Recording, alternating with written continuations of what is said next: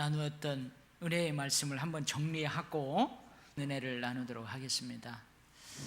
지난 주일에 이 돕는 배필에 대해서 함께 은혜를 나누었습니다. 하나님께서 사람을 남자만 또는 여자만 창조하지 않으시고 남자와 여자를 창조하신 그 이유가 있었습니다.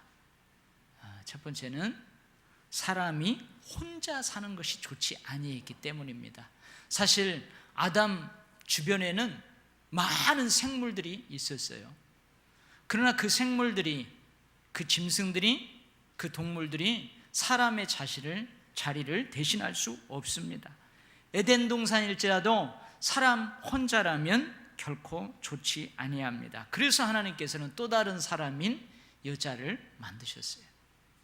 두 번째는 서로 돕는 배필이 필요했기 때문에 그렇습니다. 홀로 사명을 감당하는 아담의 모습이 좋지 아니했습니다. 그래서 그 사명을 함께 감당할 수 있는 돕는 배필인 여자를 만드셨어요. 서로 위로하고 기쁨을 나누고 사랑을 나눌 수 있는 가장 적합한, 가장 어울리는 짝이 바로 여자예요. 남자예요. 서로에게 응답함으로써 서로 돕는 짝이 되는 것입니다. 세 번째는 생육하고 번성하여 땅에 충만하기 위해서요. 남자와 여자는 살아가는 모든 영역에서 서로를 돕는 존재예요. 그러나 특별히 자손을 번성하는 일에 있어서는 남편과 아내라는 관계 안에서만 서로를 돕는 짝이 됩니다. 그리고 이 남자와 여자가 남편과 아내로 한 몸이 되어 한 가정을 이루기 위해서는 부모님을 떠나야 합니다. 경제적으로, 정서적으로, 정신적으로, 영적으로 부모님하고 독립을 해야 합니다. 자식은 부모님에 대한 의존을, 부모는 자식에 대한 간섭을 끊어야 해요. 태출을 끊는 것처럼. 지난주에 우리가 함께 은혜를 이렇게 나누었는데, 오늘은 아담과 하와가 죄를 짓는, 즉 하나님의 말씀에 불순종하는 과정을 살펴보면서 함께 은혜를 나누도록 하겠습니다. 어떤 사람이 그러대요. 에덴 동산에 아담과 하와가 한국 사람이었다면 절대로 죄를 짓지 않았을 것이래요. 아담과 하와가 한국 사람이라면 결코 뱀의 유혹에 넘어가지 않았을 것이랍니다. 왜요? 그거 몸보신에 좋다고 뱀을 잡아먹어버려요. 몸에 좋다면 뭐든지 잡아먹는 한국 사람의 습성을 꼬집는 용어라고 생각이 됩니다. 그런데 사람이 하나님의 말씀을 불순종하는 과정에 뱀이 등장해요. 뱀은 하나님이 지으신 들짐승 중에 가장 간교한 들짐승입니다. 여기 간교하다는 단어에는 두 가지 의미가 있어요. 한 가지는 부정적인 뉘앙스가 있는 교활하다, 나쁜 꾀를 부린다, 그런 의미가 있고, 또 다른 한 가지는 긍정적인 뉘앙스가 있는 현명하다, 지혜롭다는 그런 의미가 있어요. 예수님께서 12제자를 전도하러 보내시면서 하시는 말씀이죠. 그러므로 너희는 뱀같이 지혜롭고 비둘같이 순결하라. 그래서 이 뱀같이 지혜롭다, 이 긍정적인 의미로 사용된 거예요. 근데 오늘 본문에서는 간교하다는 단어는 부정적인 나쁜 의미로 사용되고 있습니다. 그렇다면 이 에덴 동산의 뱀의 실체, 이 간교한 뱀의 실체는 무엇일까요? 요한계시록 20장 1절에서 2절 말씀에서 그 실체를 알 수 있습니다. 또 내가 봄에 천사가 무저갱의 열쇠와 큰 쇠사슬을 그의 손에 가지고 하늘로부터 내려와서 용을 잡으니 곧 옛 뱀이요 마귀요 사탄이라. 천사들이 하늘로부터 내려와서 잡은 용, 곧 옛 뱀은 여러분 마귀고 사탄입니다. 이 옛날 뱀, 옛 뱀이 바로 에덴 동산에서 하와를 유혹하던 그 뱀입니다. 에덴 동산의 뱀은 하나님을 대적하는 마귀요 사탄입니다.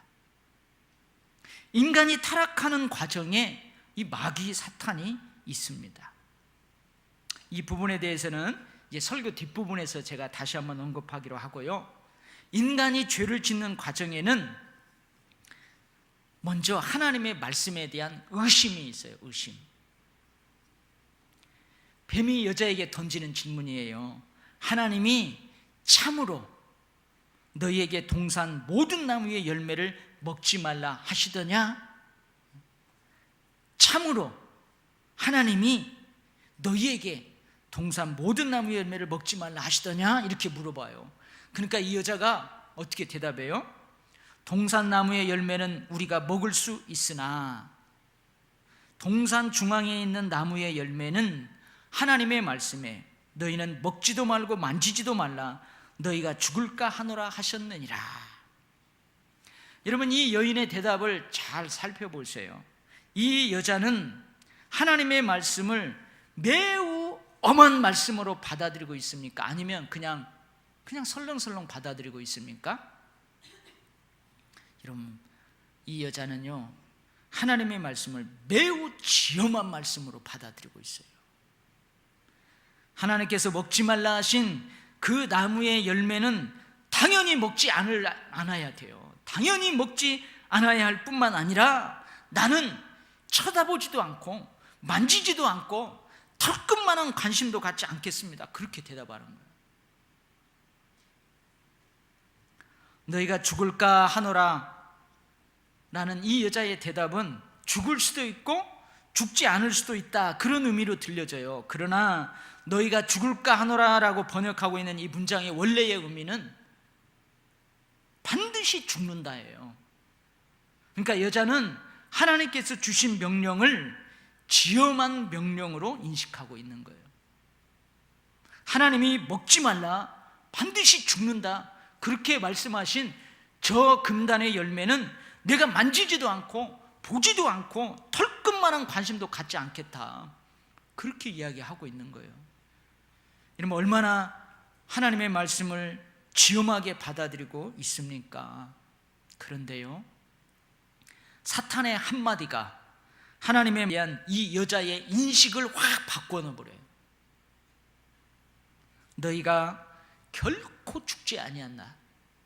먹는 날에는 너희 눈이 밝아져 너희가 하나님같이 되어 선악을 알 줄 하나님이 아시고 금하신 것이다.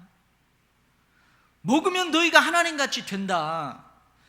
하나님께서 이것을 아시고 반드시 죽는다고 엄포를 놓은 것이다.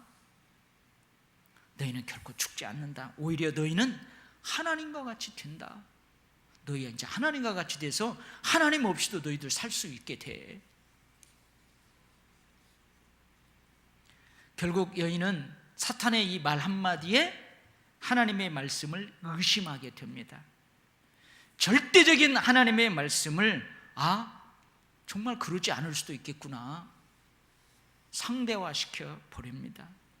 여러분, 하나님의 말씀을 지엄하신 말씀으로, 절대적인 말씀으로 받아들인다는 의미는 뭘까요?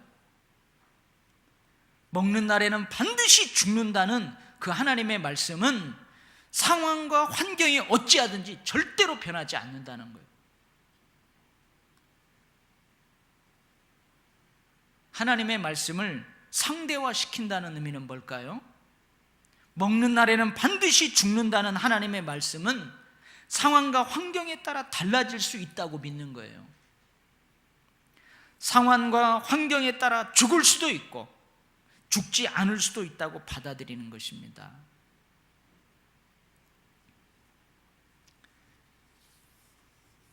제 막내 아이가 어렸을 때 손을 빨았어요.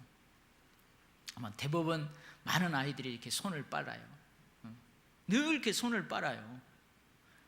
잘 때도 빨고, 잘 때는 이렇게 손을 쭉쭉 빨면서 한쪽은 지네 엄마 머리카락을 이렇게 손으로 감아요. 감아가지고 이렇게 느끼면서 이러고 자요.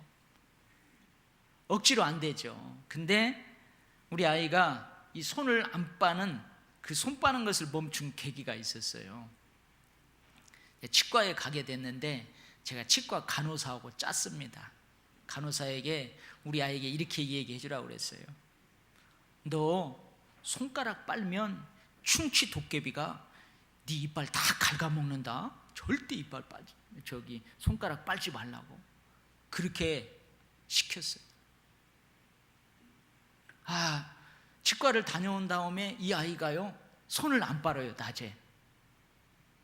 근데 저녁에 잘 때 자기도 모르게 이 손이 입으로 들어가는 거예요. 이렇게 한쪽은 엄마 머리카락을 이렇게 감고 자기도 모르게 손이 입으로 들어가요, 잠결에. 근데 지켜보니까요 들어가다가 손을 안 빨아요. 그러면서 막 우는 거예요. 잠결에 울어요. 그러니까 자기 몸은 이거 빨고 싶은데 무의식적으로 가는데 그 간호사 아줌마가, 언니, 그 이모가 했던 말이 생각나는 거예요. 너 이빨 이거 빨면 충치도깨비가 네 이빨 다 갉아먹는다. 그러니까 얘가 울면서 이게 참는 거예요. 여러분, 이게 하나님의 말씀을 지엄하게 여기는 거예요. 절대적인 믿음으로 진리의 말씀으로 받아들이면은 여러분 이렇게 될 수 있어요. 의심하는 자는 마치 바람에 밀려 요동하는 바다 물결과 같습니다. 한 유대인이 길을 가다가 까마귀 한 마리가 푸른 잎사귀를 입에 물고 막 날아가는 거예요. 그러더니 까마귀 한 마리가 땅에 죽어 있어요. 자기 동료인 모양이에요. 근데 죽은 그 까마귀 코에다가 그 살아있는 까마귀가 입에 물고 온 그 푸른 잎을 코에다 싹 대니까 죽은 까마귀가 살아나는 거예요. 이것을 본 유대인이 그 풀잎을 챙겼습니다.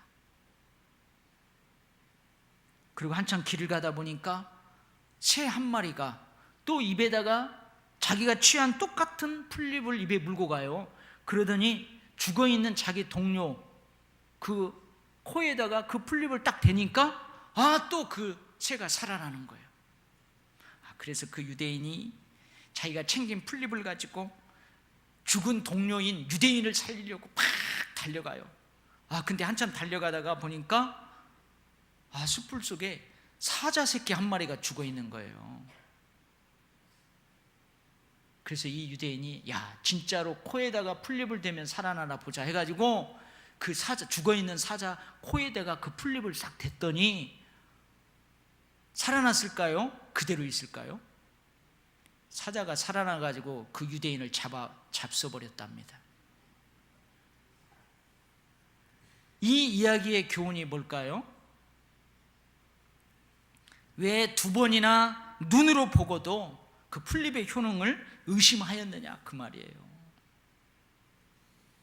물리를 걸어오시는 예수께서 베드로에게 물리를 걸어서 예수께로 오라고 명령하십니다. 그러니까 배에서 내려가지고 물리를 걸어서 예수께로 조금 가다가 그냥 베드로가 물속에 빠져들어가요. 그때 예수께서 즉시 손을 내밀어서 베드로를 끄집어내면서 하시는 말씀이에요. 믿음이 작은 자야, 왜 의심하였느냐. 하나님의 명령과 약속의 말씀, 하나님의 임재, 하나님이 여기 계신다, 하나님의 통치, 하나님이 다스린다, 이것을 의심하면 여러분 죄에 빠집니다. 하나님은 여기 안 계신데, 하나님은 이 땅을 통치하지 아니하시고 다스리지, 간섭하지 아니하셔. 여러분, 하나님께 대한 절대적인 이런 믿음이 흔들리면 여러분 죄악에 빠집니다. 하나님의 말씀을 의심하게 되자 감사는 사라져버려요. 그리고 원망만 가득 차게 됩니다. 하나님께서 동산 각종 나무의 열매를 마음껏 먹을 수 있게 하셨어요. 다 주었어요. 금한 것은 딱 한 가지예요. 한 가지. 다 주신 것은 생각지도 않습니다. 금하신 딱 한 가지만 생각해요. 이 금하신 딱 한 가지는 죽음과 관련되어 있어요. 사실은 죽지 않고 살라고 금하신 거예요. 그런데 금했다는 이유로 원망을 하게 되는 거죠. 다 주었어요. 그건 생각도 안 해요. 딱 한 가지, 그거 금했다고 원망하는 거예요. 마음속에 원망이 가득 차게 되면 하나님의 뜻이고 멋이고 하나님의 섭리고 멋이고 여러분 귀에 들어오지도 않아요. 마음에 들어오지도 않아요. 그래서 어떻게 되는 거예요? 결국은 타락하는 거예요. 타락하는 거예요. 결국 타락하게 되는 거예요. 두 번째, 인간이 불순종의 죄를 짓는 과정에는 욕심과 교만이 있습니다. 먹는 날에는 너희 눈이 밝아져 너희가 하나님과 같이 된다는 그 말을 듣고 그 나무를 보니까 다르게 보여요. 이전에는요 관심도 없었어요. 그건 당연히 먹으면 죽는 줄 알고요, 보지도 않고 만지지도 않고 털끝만한 관심조차 없었어요. 근데 너희 눈이 밝아져서 먹는 날에는 너희도 하나님이 돼. 이 말을 듣고 그 나무 열매를 보니까요 먹음직합니다. 보암직합니다. 지혜롭게 할 만큼 탐스럽기도 합니다. 하나님께서 금하신 것에 대한 욕심이 생기는 거예요. 하나님께서 각종 동산나무의 열매를 다 주었어요. 금지한 것은 딱 한 가지예요. 두 가지도 아니에요. 뱀의 말을 듣고 보니까 그 한 가지에도 욕심을 냅니다. 여러분, 욕심을 내니까 반드시 죽는다고 한 그것까지도 먹고 싶어지는 거예요. 욕심이란 나에게 주어진 목 이상의 것을 차지하려는 마음입니다. 자주갈 줄 모르는 탐욕이 여러분 하나님께서 주신 복을 오히려 화로 만들어 버립니다. 욕심이 잉태한 즉 죄를 낳고 죄가 장성한 즉 사망을 낳느니라. 야고보서 1장 15절 말씀이에요. 여러분, 욕심은 사람을 파멸과 멸망에 빠지게 합니다. 하나님과 같이 된다는 말에 혹합니다. 인간이 하나님과 같이 될 수 있다는 생각은 여러분 교만함이에요. 선과 악을 내가 결정할 수 있다는 생각은 여러분 교만입니다. 내가 선하다면 선한 것이야, 내가 악하다면 악한 것이야 라는 이런 생각은 여러분 교만입니다. 결코 내가 선과 악의 기준이 될 수 없습니다. 교만은 패망의 선봉이요 거만한 마음은 넘어짐의 앞잠이니라. 잠언 16장 18절 말씀입니다. 결국 하나님의 말씀에 불순종하여 금단의 열매를 따먹었지만 인간은 하나님이 되지 않았어요. 왜 그래요? 원래부터 인간은 하나님이 될 수 없었기 때문에 그래요.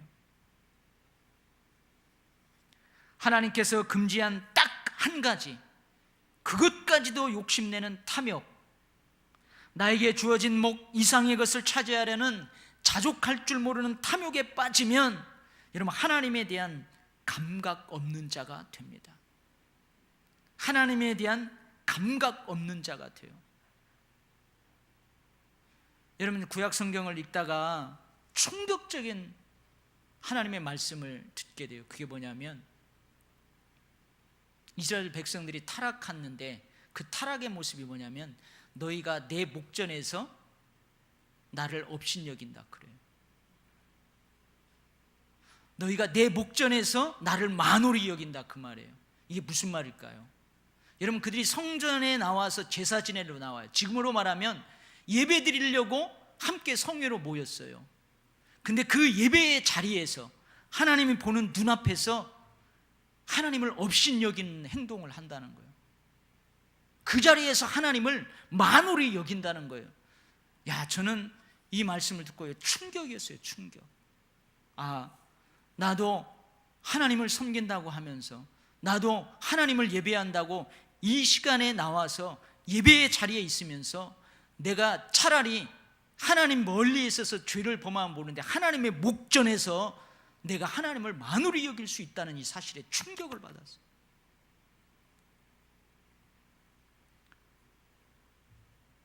여러분, 하나님에 대해서 무감각한 자가 되면 이래 됩니다. 선과 악을 내가 결정할 수 있다는, 나는 하나님과 같이 될 수 있다는 교만이 그 사람에게 가득 차면 하나님에 대한 감각 없는 자가 됩니다. 결국은 양심에 화인 맞은 자처럼 무감각하게 죄악에 빠지게 되는 거예요. 하나님을 두려워하지 않고 서슴없이 죄악을 저지르게 되는 것입니다.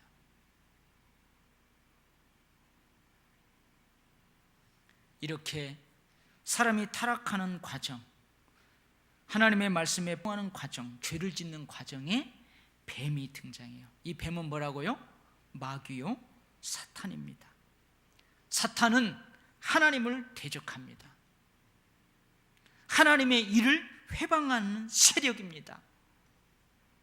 그런데 이 인간이 타락하는 과정에 등장하는 이 사탄의 기원에 대해서는 구체적으로 오늘 언급하지 않고 있어요.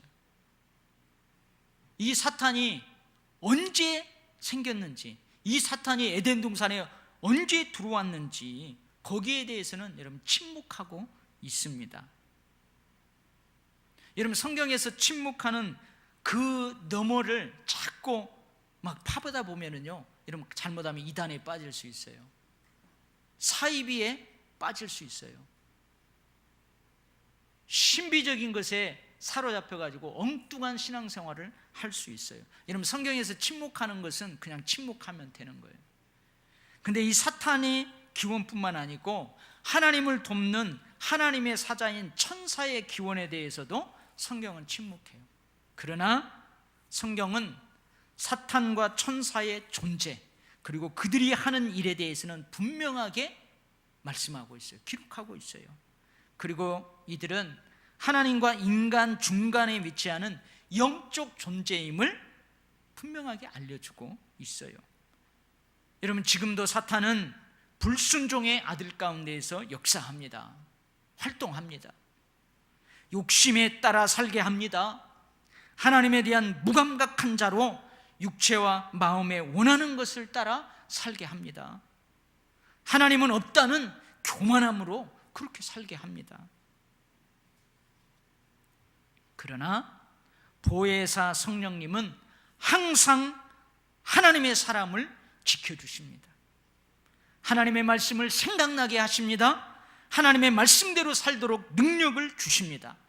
하나님께서는 구원받은 자들을 섬기도록 천사들을 섬기는 영으로 보내십니다. 사랑하는 성도 여러분, 우리가 사탄이 아닌 성령님을 따라 행할 때에 우리는 죄악을 이길 수 있습니다. 욕심에 빠지지 않을 수 있습니다. 성령을 따라 살 때요. 사망의 길로 인도하는 탐욕에 사로잡히지 않을 수 있습니다. 교만이 아닌 겸손한 삶, 하나님께서 주신 모든 것을 감사하며 살 수 있습니다. 하나님 안에서 무한 자유를 누리며 살 수 있습니다. 할렐루야. 어디 안에서요? 성령 안에서. 여러분, 사탄이 우리를 방해해요. 우리를 유혹해요. 근데 성령께서는 그 유혹에 빠지지 않도록 우리를 깨우치고 우리에게 능력을 주시고 우리를 지키세요. 여러분, 그 사이에서 우리가 성령을 따라 살 때 우리는 이길 수 있습니다. 여러분, 앞부분에서 그랬죠. 누군가 건강에 좋다면 무엇이든지 잡아먹는 한국 사람들의 습성을 꼬집는 유머라고 그랬는데요. 근데 가만히 생각해 보세요. 뱀은 잡아 드셔야 돼요. 여러분, 사탄이 여러분들을 유혹하려고 할 때, 사탄이 여러분들을 확 꿰이려고 할 때 우리는 그 사탄의 종이 되면 안 돼요. 그냥 확 잡아 먹어버려야 돼. 잡아 먹는다는 말은 이겨야 된다는 말. 어떻게 이겨야 돼요? 성령을 따라 살 때, 내가 성령 충만할 때 그것을 이길 수 있습니다. 할렐루야. 오늘 저는 이 본문을 좀 더 깊이 묵상하면서 가장 안타까운 것을 하나 발견하게 되었어요. 마지막으로 이것을 나누면서 설교를 마치려고 하는데요, 너무너무 가장 안타까운 거예요. 여러분, 오늘 본문에서 가장 안타까운 것이 뭔 것 같아요? 아담과 하와는 돕는 배필입니다. 하나님께서 주신 사명을 감당함에 있어서 가장 적합한, 가장 어울리는 짝이에요. 위로와 기쁨과 사랑을 함께 나눌 수 있는 짝이에요. 한 사람이 넘어지면 붙들어 일으켜주는, 서로를 돕는 배필이에요. 한 사람이 실패하지 않도록 서로 함께 맞서주는 사람이에요. 좋은 상을 얻기 위해 함께 수고하는 사람입니다. 그런데요, 이러한 역할을 하지 못하고 있다는 것이 참으로 안타깝습니다. 여자가 그 열매를 따먹었어요. 오늘 본문을 보면 아마 여자 혼자 있을 때 이 뱀이 여자에게 다가가 유혹한 것 같아요. 근데 그 여자가 그 열매를 따먹었어요. 그리고 자기와 함께 있는 남편에게도 갖다 줍니다. 여보, 이거 한번 먹어봐. 딱 보니까요, 아담이 보니까 그거 하나님이 그만 열매. 당신 그거 어디서 났어? 먹어봐. 이거 하나님이 먹으면 죽는다고 그랬는데 나 안 죽었잖아. 먹어봐. 그러면 여러분, 남편이 어떻게 해야 될까요?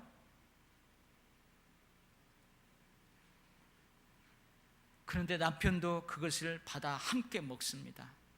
자기야 진짜 안 죽는다. 이거 몇 개 좀 따오지. 한 대여섯 개 더 따오지. 그래야 돼요? 남편도 그것을 함께 받아 먹어요. 너무너무 안타깝습니다. 디모데후서 2장 22절 말씀입니다. 너는 청년의 정욕을 피하고 주를 깨끗한 마음으로 부르는 자들과 함께 의와 믿음과 사랑과 화평을 따르라. 악인들의 꾀를 따르지 말고, 죄인들의 길에 서지 말고, 오만한 자리에 함께 앉지 말고, 여러분, 주를 깨끗한 마음으로 부르는 자들과 함께 해야 될 줄 믿습니다. 여러분, 아무리 경건한 그리스도인도요, 자꾸 악인들하고 어울려 보세요. 죄인들하고 함께 어울려 보세요. 오만한 자들하고 함께 어울려 보세요.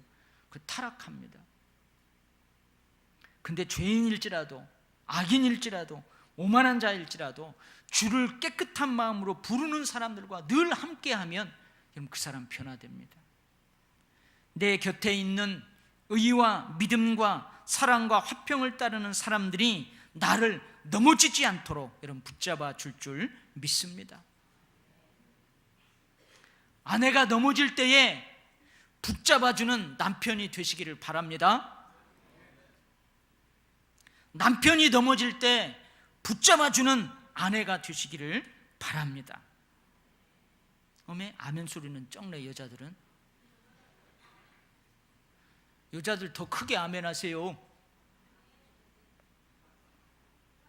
저는 그런 시각을 가지고 있지 않지만 옛날 어떤 목사님들은요, 여자가 이 선악과를 따먹었다고 해서 여자들을 되게 무시하는 그런 분들도 있었어요.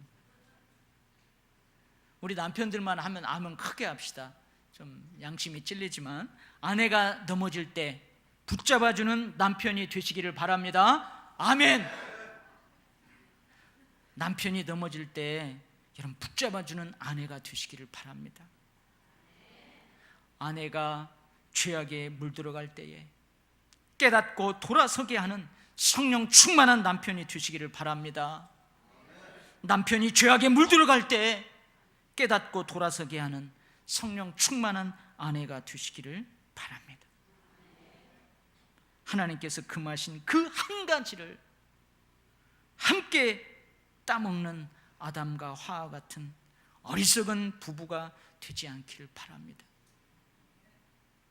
여러분 주위에 붙들어 일으켜주는 사람, 넘어지지 않도록 서로 함께 맞서주는 사람, 좋은 상을 얻기 위하여 함께 수고하는 사람들이 많기를 축복합니다.